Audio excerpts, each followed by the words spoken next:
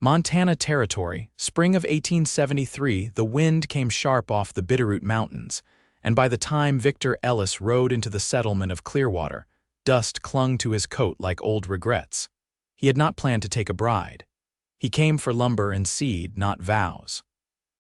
But there she was standing alone beside the church house, in a dress 3 winters out of fashion and eyes that held nothing back. Not pain, not pride, nothing. Her name was Roselyn Kade, and no one in Clearwater wanted her. Victor had heard whispers before he saw her. That she had been left at the altar by a man headed west. That her folks died of fever last fall. That she had no dowry, no kin, and no use to any man looking to build a future. Victor dismounted slow, brushing his gloved hand over his horse's neck. "Is the preacher around?" he asked a boy lingering by the well. The boy pointed. "Inside, with her." Victor stepped through the chapel doors and found the preacher at the pulpit, Roselyn on the front pew, hands clasped in her lap. She did not turn when Victor entered. "I need a marriage license," Victor said, quiet but firm. The preacher blinked, then looked at Roselyn. Victor followed his gaze. "For her," she turned then. Her eyes widened a little, but she did not speak. The preacher cleared his throat. "You know her?" "No," Victor said. "But I am claiming her all the same." Roselyn stood. "Why?" Victor looked at her, really looked. She was thin but not weak. Her hands bore work. Her cheeks were hollow, but her posture proud. She looked like someone who had survived too many winters alone.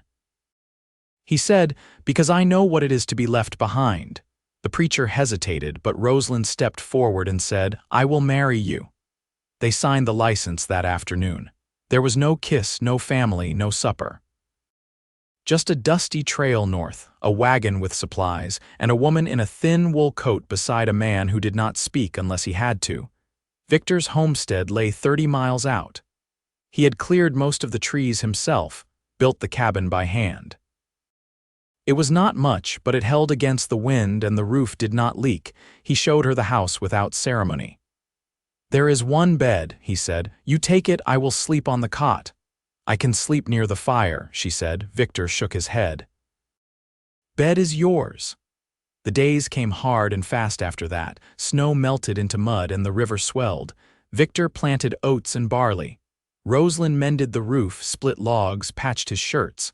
She never asked why he had taken her. She never asked anything at all. But she worked every day like she meant to earn the air in her lungs. One night, a storm rolled in. The wind howled through the cracks. Victor lit the lantern and found her sitting on the cot, arms wrapped around her knees. "Storms bother you?" he asked. "No," she said, "just. Sometimes I wonder if this is real." He sat across from her. "It is. Why me?" Her voice was low, not bitter. "Because no one else saw you." She looked up. "I did." They did not speak again that night, but something shifted. The next morning she made coffee and waited for him to sit before pouring his cup. Weeks passed. Spring warmed the earth. They spoke more, laughed sometimes. He showed her how to saddle a horse. She taught him how to make cornbread without burning it. One morning, while Victor was hauling stone from the creek, Roselyn came running down the trail. "There is a boy," she said, breathless. "2 of them, near the barn." Victor dropped the rope. Together they found the children, one barely walking, the other 8, maybe 9. Both were thin, covered in dust and soot. The older one stepped in front of the small one. "I am Rylan. This is my baby sister, Ruthie. Our ma and pa burned in the cabin south of here. I tried to drag her out, but he stopped." Ruthie clung to his leg. Victor knelt. "You too hungry?" Rylan nodded fast. Roselyn stepped forward and knelt beside Ruthie. "You want to come inside with me? We have stew." The girl blinked, then reached for her. That night they fed the children, washed them, and tucked them into the cot. Victor took the floor. Roselyn sat beside him, back against the wall. "They have no one," she whispered. "Then they stay," Victor said. Roselyn looked at him, eyes wide with something soft and deep. "You mean that?" "I do." She touched his hand. "You are not like other men." He looked at where her fingers rested against his. "Neither are you like other women." Days turned into weeks. Victor built a second room. Roselyn made clothes from old flour sacks. Rylan followed Victor everywhere. Ruthie called Roselyn Mama by the end of June. One evening after supper, Roselyn stood on the porch watching the sunset bleed across the hills. Victor stepped beside her. "I never thought I would find this," she said. "What? Peace. Belonging." Victor reached into his coat and pulled out a small silver band. "I bought this the day after we married. Did not want to give it until I was sure you would stay." Roselyn stared at the ring. "I never planned to love anyone again," Victor said. "But you brought something back I thought was gone." She turned toward him, eyes wet. "Victor."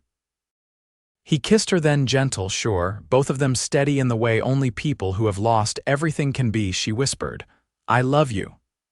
"I know," he said. "I feel it every day." And when the stars broke through the sky and the children slept in the next room, Roselyn curled against him, warm and safe. Victor Ellis had claimed a bride no one wanted, but in her, he had found a woman who softened every hard trail ahead. And neither of them would ever walk alone again. The first summer rains came early, softening the earth and coaxing wildflowers from the hillsides. Victor stood knee-deep in the rye, testing the stalks between his fingers, while Rylan hunted grasshoppers with a tin pail, and Ruthie napped beneath the cottonwood with a doll Roselyn had sewn from scraps. Roselyn had taken to the land with a quiet fluency that surprised even her. She moved through each day with a kind of grace that didn't need announcing, handling the livestock, tending the garden, and caring for the children as though she'd always belonged there. Some nights after the chores were done and the stove cooled, she'd sit with a piece of mending in her lap and hum tunes Victor didn't recognize. He never asked about them. It felt right not to. One afternoon, while Ruthie helped her wash linens in the creek, Roselyn called out to Victor from the bank. "She's limping," she said, nodding toward one of the cows grazing by the fence. Victor crossed the pasture, knelt beside the animal and pressed his palm along her leg. "Stone bruise," he said. "I'll wrap it tonight."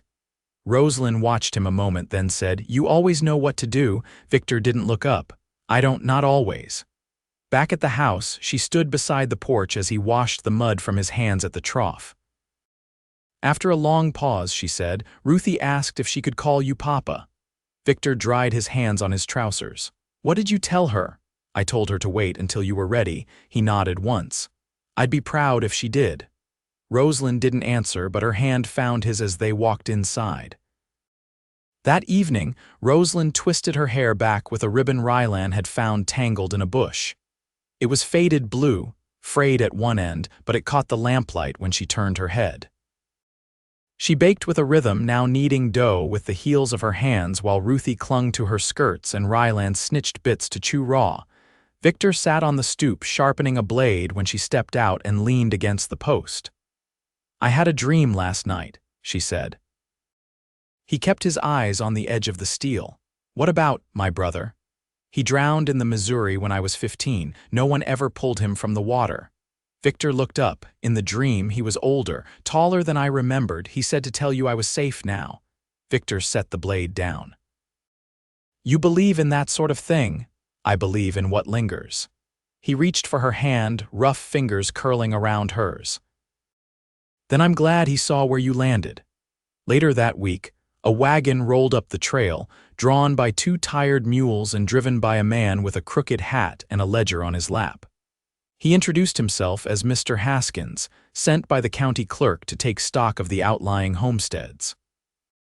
While Victor answered questions by the corral, Roselyn brought out a cup of cold coffee and stood near enough to listen.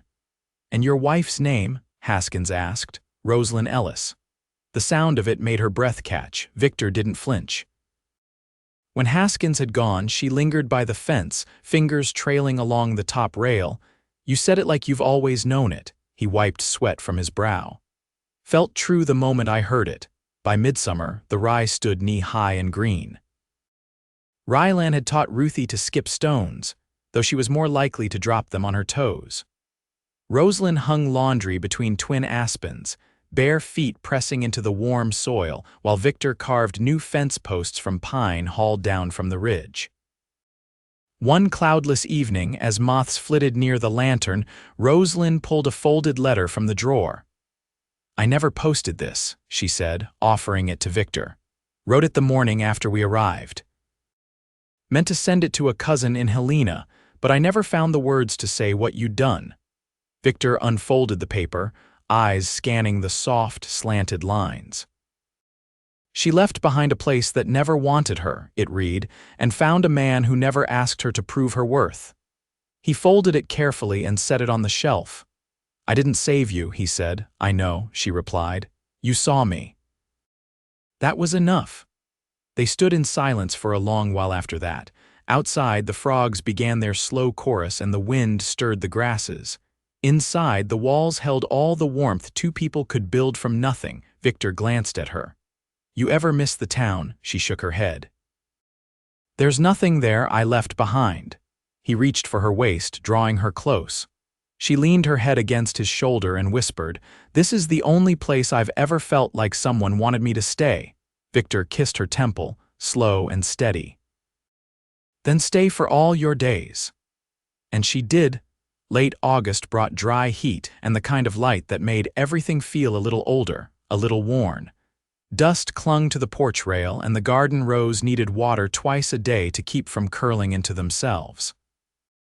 Victor rose earlier now, before the sun had fully tipped over the ridge, and by the time Roselyn stepped out to ring the triangle for breakfast, he'd already be back from the lower field, shirt damp with sweat.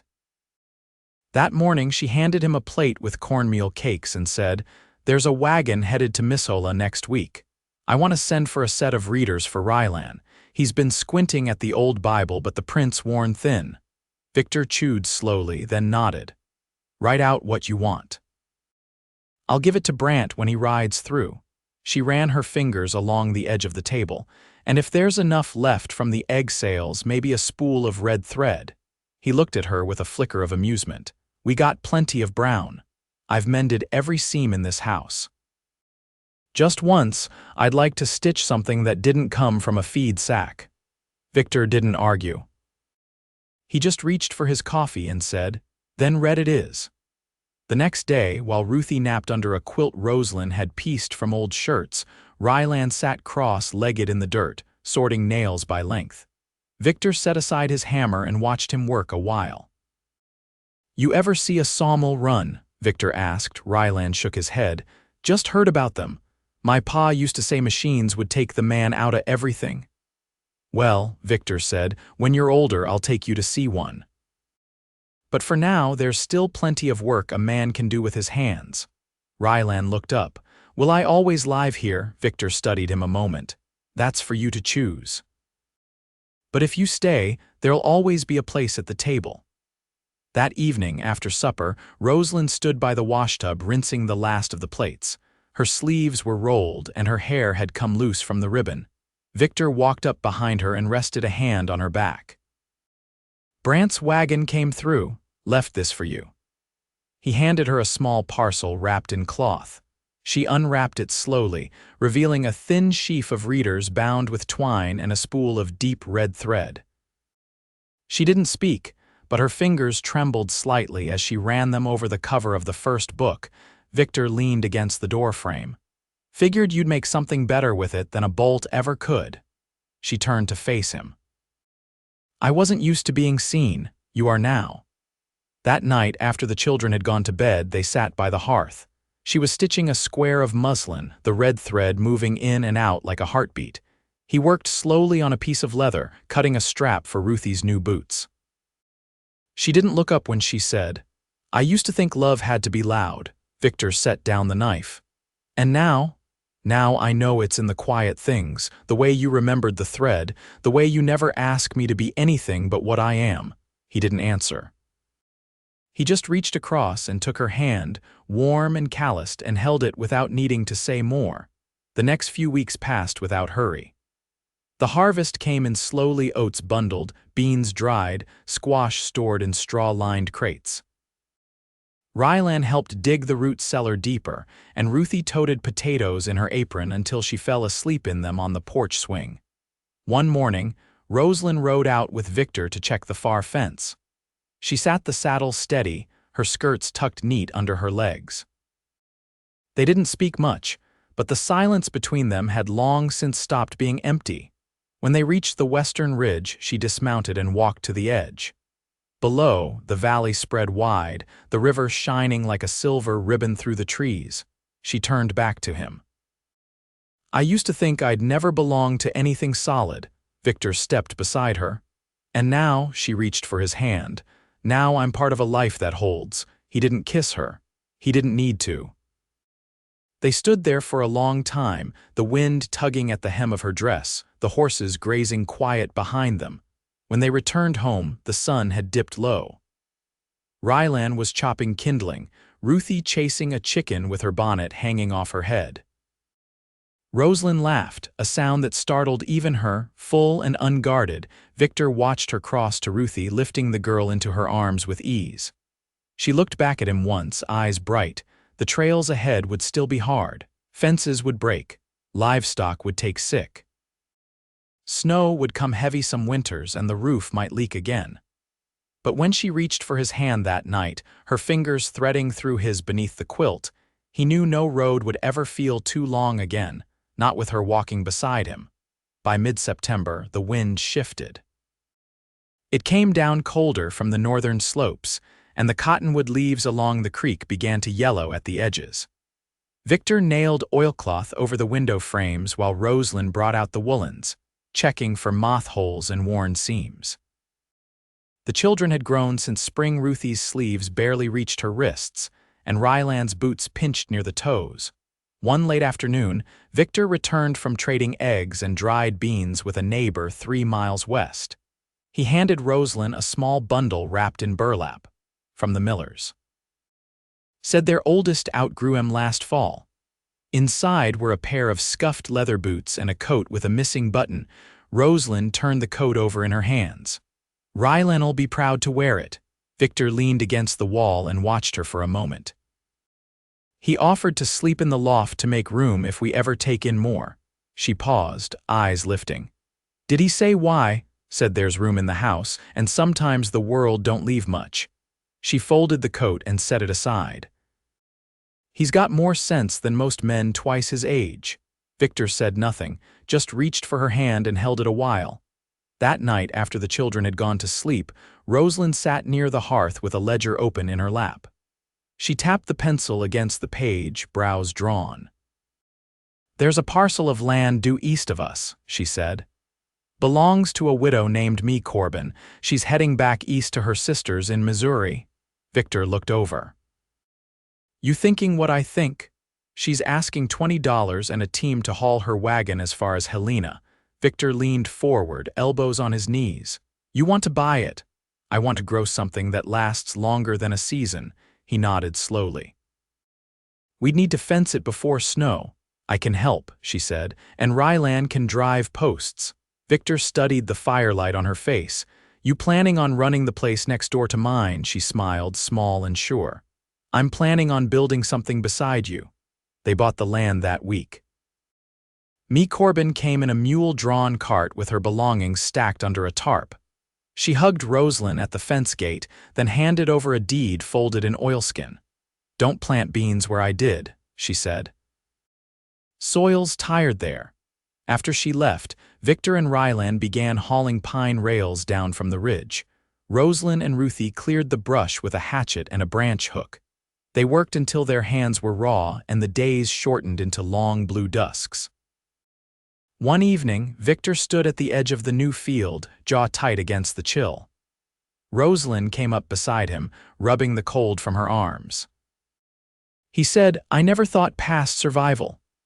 And now, he looked at the lines of the fence, the smoke rising from the chimney, the flicker of lamplight behind the window glass. "Now I want more than just to make it through."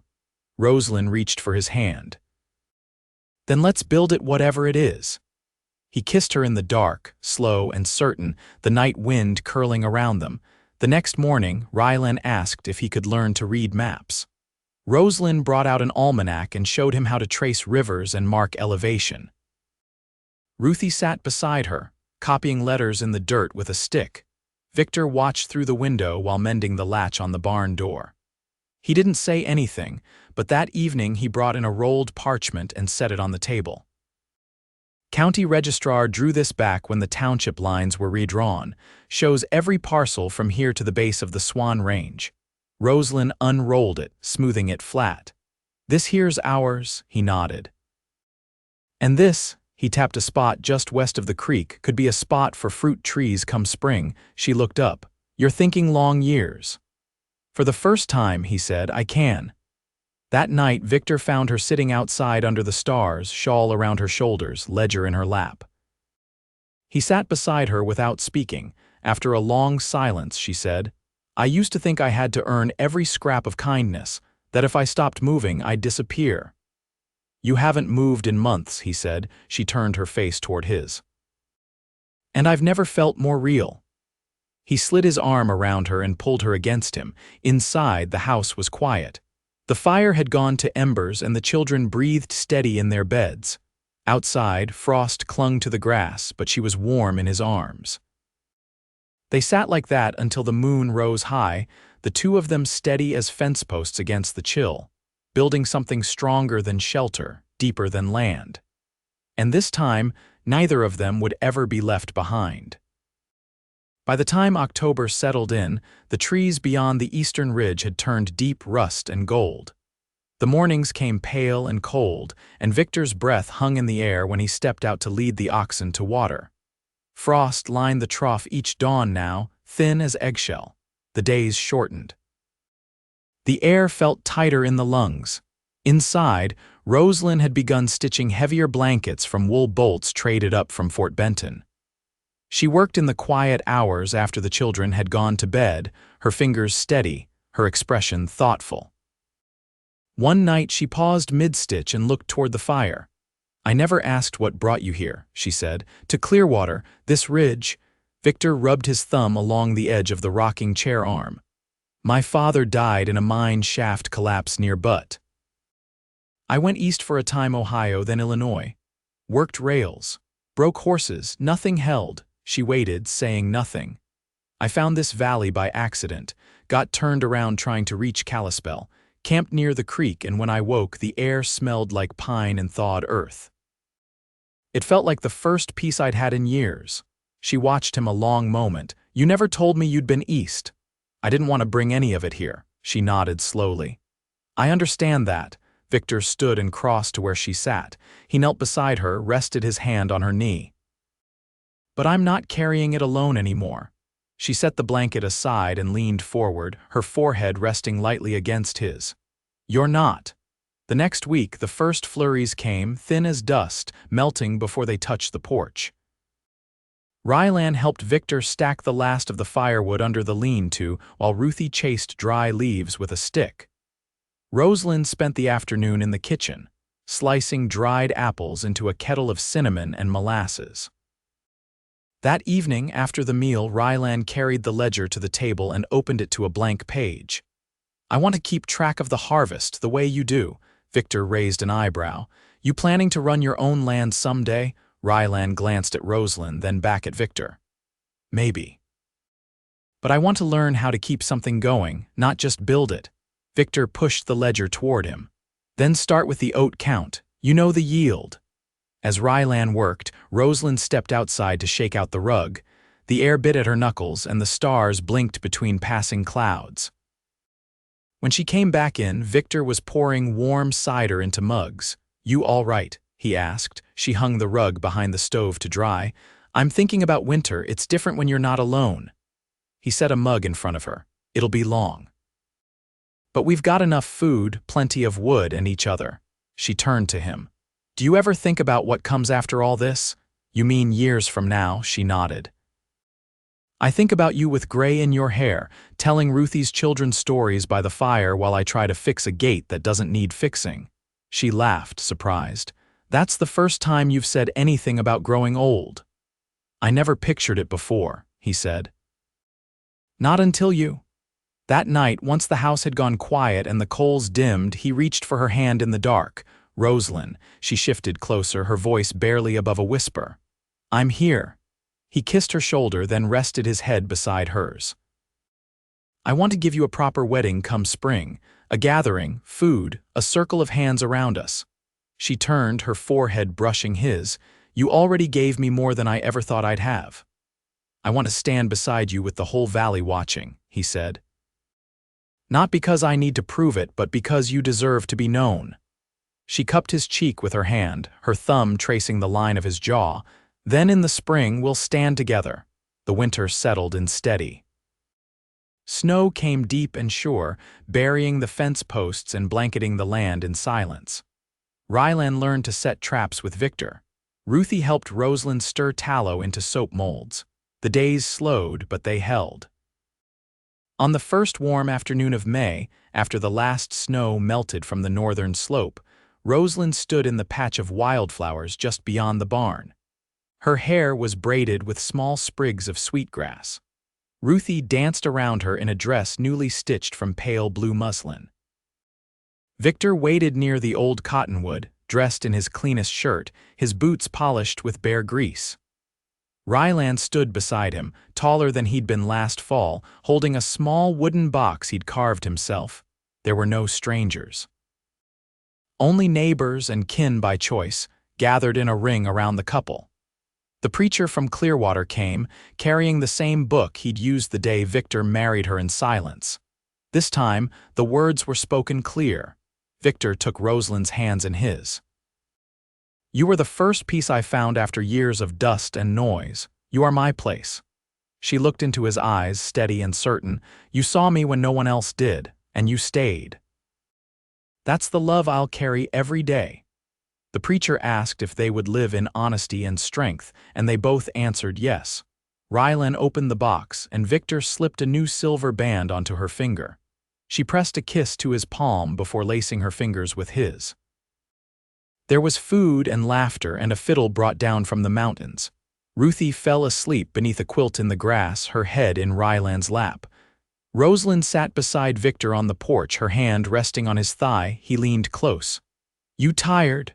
No, she said. Just full. Of what? She looked toward the field, now green with new oats. Of everything I never thought I'd have. They didn't speak again that night. They didn't need to. Years passed. The orchard grew. Rylan took up a parcel near the ridge.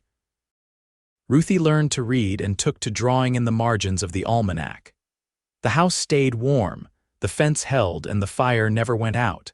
And every evening, when the sun dropped behind the mountains and the shadows stretched long across the porch, Victor wrapped his arm around Roselyn's waist. She leaned into him, always steady, always sure. They had found each other in the windswept quiet of Montana territory, two people worn thin by a world that had never made room for them. And together, they built a life that never let go.